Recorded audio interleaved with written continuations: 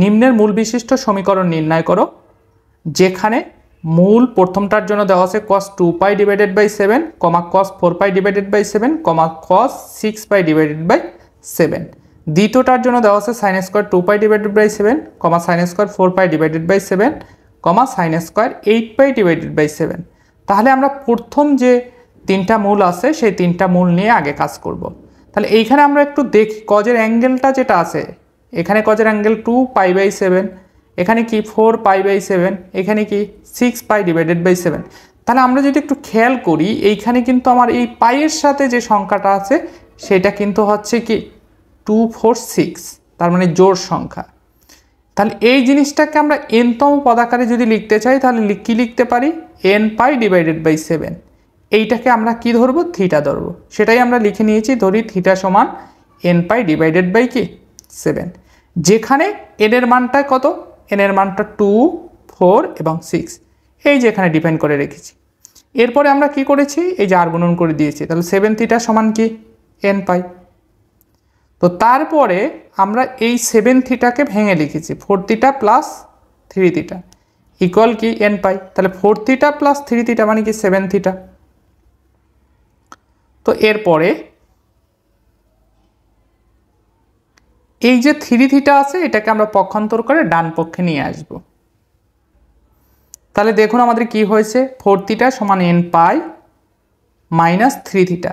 এখন যেহেতু আমার cos রিলেটেড মূল ছিল এই কারণে আমরা উভয় পক্ষে cos নিয়ে পাই। তাহলে cos 4 থিটা সমান cos nπ মাইনাস 3 থিটা, অর্থাৎ উভয় পক্ষে আমরা cos নিয়ে পাই। তাহলে cos 4 থিটা সমান cos 3 থিটা।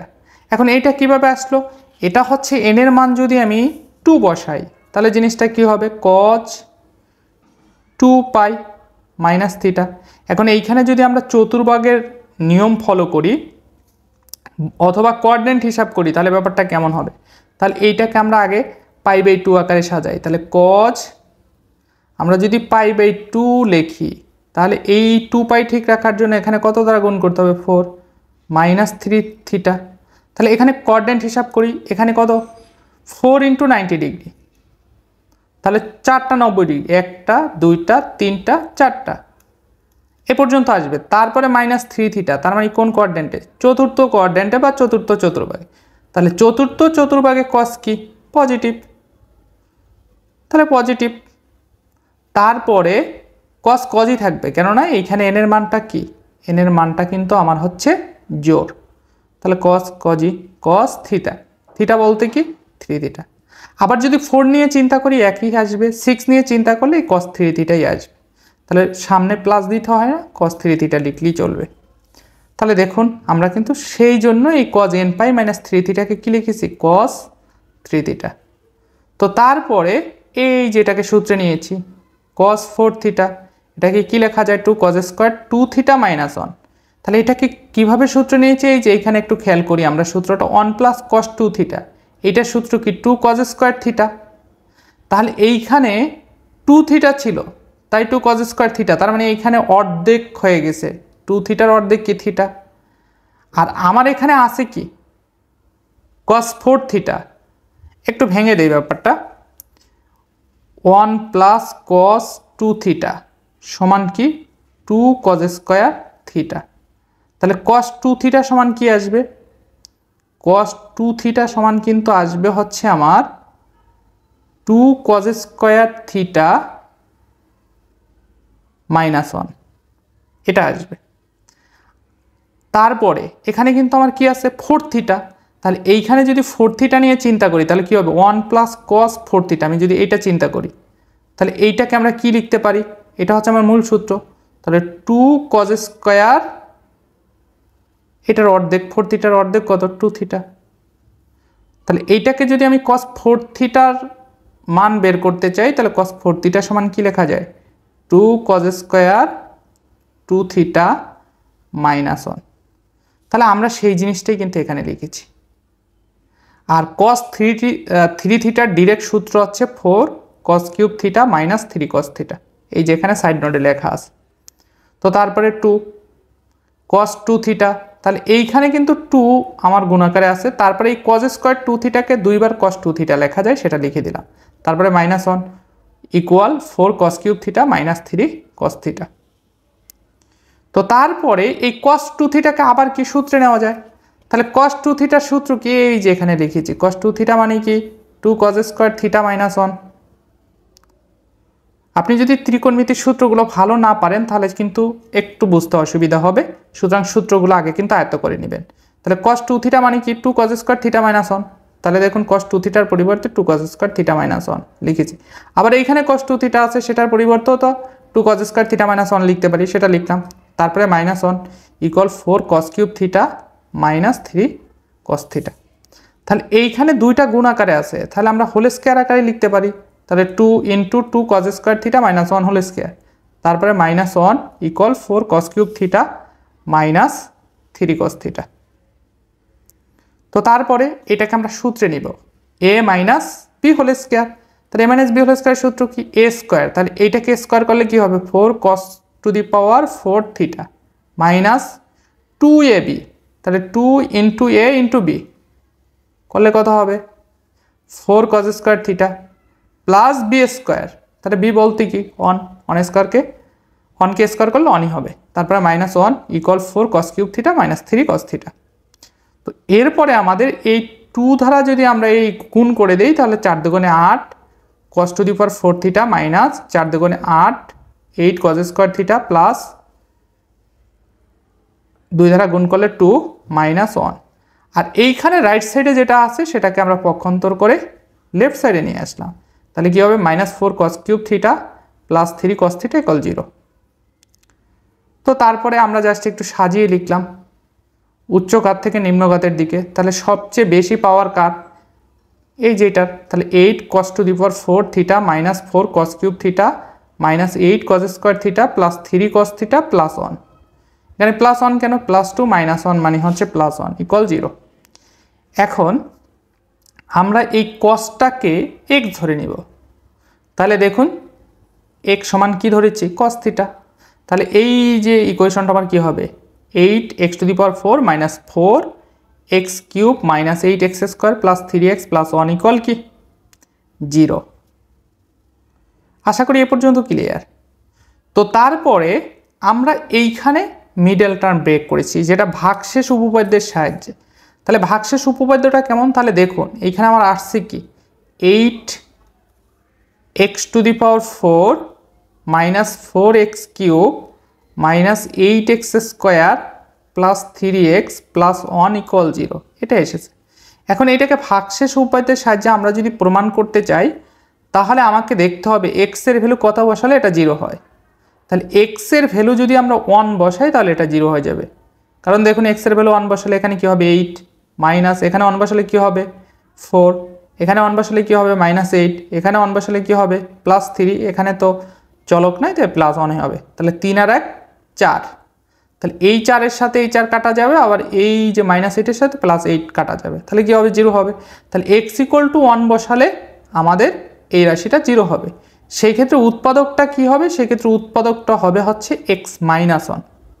আর যদি x সমান মাইনাস 1 বসিয়ে আমরা এই ইকুয়েশনটা 0 করতে পারতাম তাহলে উৎপাদক হতো কি x প্লাস 1। ঠিক আছে, এখন তাহলে উৎপাদক দিয়ে আমাদের কাজ কি, উৎপাদক দিয়ে কাজ হচ্ছে মিডল টার্মটা ইজি করা। তাহলে দেখুন ফার্স্টে আমরা এখানে সেকেন্ড লাইন করার আগে আমরা থার্ড লাইন কাজ করব, তাহলে x মাইনাস 1 লিখলাম। এখন এইখানে 8 ইন্টু এক্স টু দি পাওয়ার 4 বানাতে আমার এটার সাথে কত গুণ করতে হয় 8x কিউব, তাহলে গুণ করলে আমার কি আসবে 8x to the power 4 minus 8x cube, তারপরে প্লাস, তো তারপরে আবার উৎপাদকটা লিখলাম x মাইনাস 1। এখন এইখানে আছে আমার কত 4x কিউব, কিন্তু আমার এখানে আসছে কত, এখানে আসছে কিন্তু মাইনাস 8x কিউব, কারণ এই 8x টু দি পাওয়ার 4 এটা কিন্তু অলরেডি চলে আসছে, এখন এইটা মিলাতে হবে আমার। তাহলে এখানে আছে আমার মাইনাস 4x কিউব, কিন্তু এখানে চলে আসছে মাইনাস 8x কিউব, তাহলে আমার কি করতে হবে, আমার হচ্ছে আরও 4টা কমাতে হবে। তাহলে 4টা কমাতে গেলে কি করতে হবে 4x স্কোয়ার দ্বারা গুণ করতে হবে। তাহলে দেখুন 4x স্কোয়ার দ্বারা গুণ করলে কি হবে 4x cube minus 4x square, তাহলে এটাও কিন্তু আমার চলে আসছে মাইনাস 8x কিউব থেকে প্লাস 4x কিউব যদি বিয়োগ করি তাহলে মাইনাস 4x কিউব হয়। তাহলে আমার এখানে আসছে কি আবার -4x², কিন্তু এখানে আছে কত -8x²। তাহলে -8 পাওয়ার জন্য আরও -4x² এর দরকার হয়, তাহলে আমার কি করতে হবে x-1, তাহলে -4x দ্বারা গুণ করলে আরও 4টা 4x² পাই। তারপরে মাইনাস কি প্লাস 4x প্লাস কি 4x,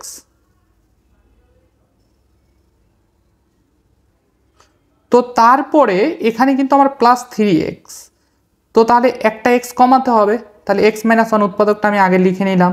তাহলে এটার সাথে -1 গুণ করি, তাহলে -1 গুণ করলে কি হবে -x +1। তাহলে দেখুন আমাদের কিন্তু হয়ে গেছে। তো তাহলে আমরা কিন্তু এই যে তৃতীয় লাইন করে দ্বিতীয় লাইন পেয়ে গেলাম। এই যে প্রক্রিয়াটা বা এই প্রসেসটা এটাকে বলা হয় ভাগশেষ উপপাদ্য। অনেকেই আপনারা অবগত বা জানেন, যাই হোক যারা না জানেন তাদের ক্ষেত্রে আসলে এই জিনিসটা বলা। x-1 × 8x³ আসলে জানেন না বলতে এটা না, সবাই জানেন কিন্তু অনেকের মনে নাই, তাদের উদ্দেশ্যে জিনিসটা ক্লিয়ার করলাম আর কি। 8x³ + 4x² -4x -1। তাহলে দেখুন আমার কিন্তু এই যে এখান থেকে আমরা যে এই লাইন থেকে, অর্থাৎ এই লাইন থেকে এই লাইন তারপরে এই যে এই লাইনটা পেয়েছি। এখন এইখানে দুইটা উৎপাদকের গুণফল যদি 0 হয় তাহলে দুইটা আলাদা আলাদাভাবে কি আমরা 0 ধরতে পারি, হয় x-1 = 0 অথবা 8x³ + 4x² -4x -1 = কি 0। তাহলে আমরা প্রথমে এটা নিয়ে কাজ করব। যখন x = 1 তখন x সমান আমরা কি ধরেছি, এই যে cos θ ধরেছিলাম, তাহলে এখানে x এর স্থলে আমরা cos θ বসিয়ে দেই। তাহলে cos কত ডিগ্রির মান অন হতে পারে, cos 0 ডিগ্রি, cos 2π, cos 4π, তারপরে কি আসতে পারে 8π, এরকম 2 এর গুণিতকে 6π, যাই হোক না কেন এরকমের চলতে থাকবে। তাহলে এই ক্ষেত্রে থিটার মান কি হতে পারে, অর্থাৎ cos এর মান 0 হতে পারে। তাহলে থিটা সমান কি পেয়েছি আমরা 0 ডিগ্রি, 2π, 4π, কিন্তু ইহাও অসম্ভব। এখন অনেকে বলবেন কেন অসম্ভব, কারণ হচ্ছে আমরা যদি একটু খেয়াল করি তাহলে আমরা দেখতে পাবো থিটা সমান আমরা কি পেয়েছিলাম, থিটা সমান আমরা পেয়েছিলাম nπ / 7। তাহলে n এর মান কত ছিল 246, তাহলে 2 যদি হয় তাহলে 2π / 7, 4 হইলে 4π / 7, আর 6 হইলে 6π / 7। কিন্তু এখানে তো আমার আসছে কি 0, 2π, 4π, কিন্তু /7 কি আসছে থিটার মান, আসে নাই। সুতরাং এই ক্ষেত্রে আসলে এই থিটার মানটা এটা কি হবে না, গ্রান্টেড হবে না। এই যে দেখুন এখানে সেই জিনিসটাই লিখেছি আমরা। সুতরাং x-1 প্রদত্ত যে মূল দেওয়া আছে সেই মূলের সমীকরণ হতে পারবে না। তাহলে সমীকরণ কোনটা হবে, ওখানে কিন্তু আর একটা সমীকরণ ছিল, সমীকরণটা হবে 8x³ + 4x² -4x -1 = 0। এইটাই হচ্ছে cos 2π / 7, cos 4π / 7 এবং cos 6π / 7 মূল বিশিষ্ট সমীকরণ। আশা করি ক্লিয়ার। তো তারপরে আমাদের দ্বিতীয় নাম্বার, তাহলে দ্বিতীয় নাম্বারে আমাদের মূল কি ছিল, sin²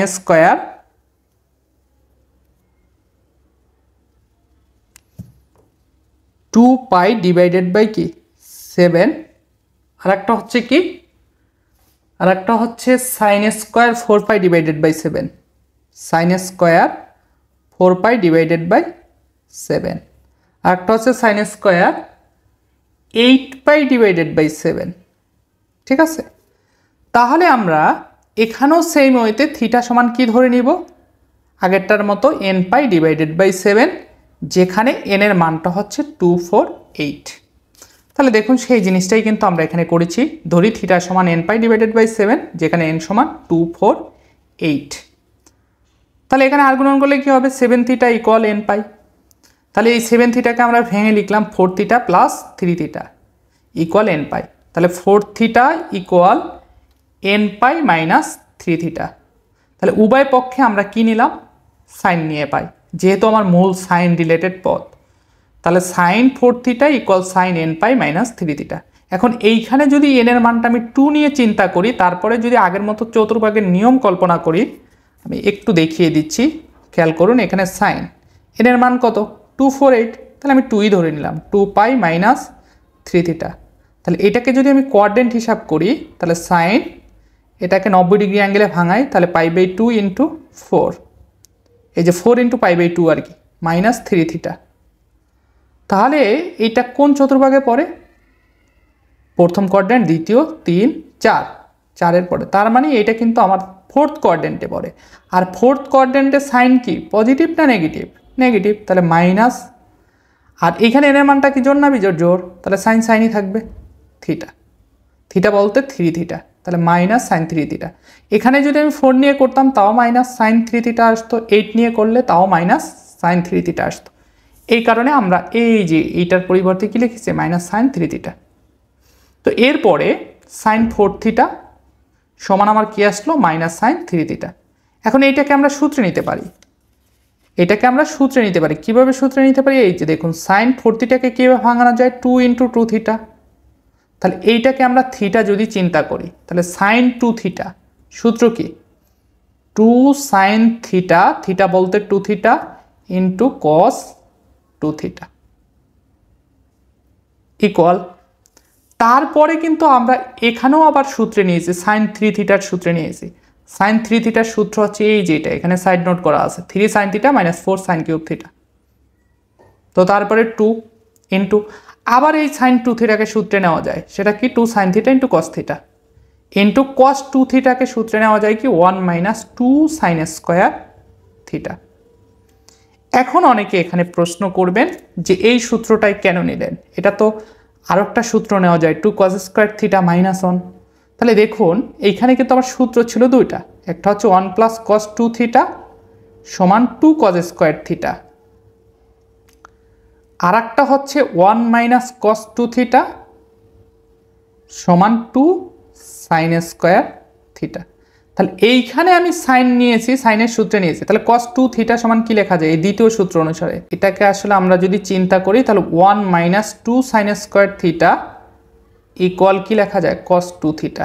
তার মানে কস 2 থিটা সমান 1 মাইনাস 2 সাইন স্কোয়ার থিটা লেখা যায় আমরা যদি এই দ্বিতীয় সূত্রটাই নেই। এখন এইটা কেন কস 2 থিটা সমান এই সাইনের সূত্রটা নিলাম? এর কারণ হচ্ছে আমার যেহেতু সাইন রিলেটেড মূলগুলো দেওয়া আছে তাই। তো তারপরে equal minus 3 sine theta minus 4 sine cube theta.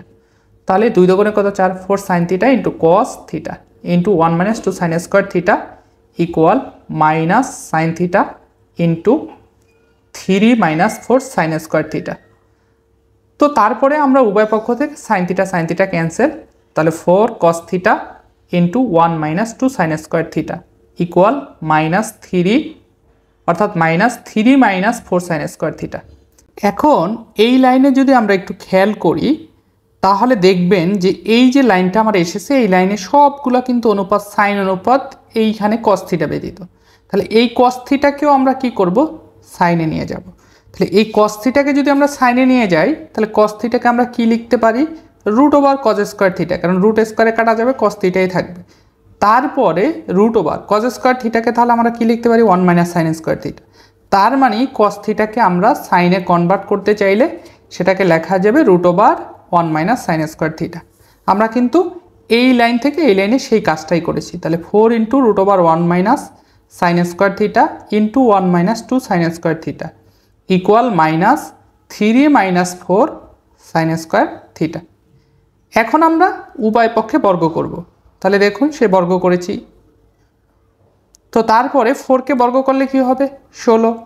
আর root over 1 minus sine square থিটাকে বর্গ করলে কি হবে? রুট স্কোয়ারে কাটা যাবে, 1 মাইনাস সাইন স্কোয়ার থিটা হবে। আর এইটাকে বর্গ করলে কি হবে? এটার সাথে একটা স্কোয়ার আসবে, 1 minus 2 sine square theta whole square equal. এখন এইখানে যেহেতু মাইনাস আছে, যেহেতু স্কোয়ার করতেছি, তাহলে এটা কি হয়ে যাবে? মাইনাসটা প্লাস, আর এটার সাথে কি আসবে? স্কোয়ার আসবে, তাহলে 3 minus 4 sine square theta whole square. তো এখন আমরা সাইন স্কোয়ার থিটাকে যদি এক্স ধরি, তাহলে আমার এই ইকুয়েশনটা কি আসবে? 16 into 1 minus x into 1 minus 2x whole square equal 3 minus 4x whole square. এখন এই দুইটাকে আমরা কি করব? a মাইনাস বি হোল স্কোয়ারের সূত্রে নিব, সূত্রে নিয়ে এই যে এটার সাথে 1 - 2x হোল স্কয়ার এটাকে সূত্রে নিবে, এটার সাথে যা গুণাকারে আছে সেটা থাকবে, ইকুয়াল দিয়ে এই 3 - 4x হোল স্কয়ারের সূত্রে নিব এটাকে। দেখুন তাহলে পরবর্তী লাইনটা, তাহলে 16 ইন্টু 1 - x আর 1 - 2x হোল স্কয়ার ছিল, ওইটাকে a - b হোল স্কয়ারের সূত্রে নিলে কি হবে 1 - 4x plus 4x square equal 3 - 4x কে যদি সূত্রে নেই তাহলে আমাদের কি হবে 1 - 24x প্লাস 16x স্কয়ার। তো তারপরে আমরা কি করেছি, এই যে 1 দ্বারা এই তিনটাকে গুণ করেছি, আবার -x দ্বারা এই তিনটাকে গুণ করেছি, তাহলে আমার কি আসলো, আর 16 গুণাকারে থাকবে, বা 16 into 1 - 4x plus 4x square minus x plus 4x square minus 4x cube equal 9 - 24x plus 16x square.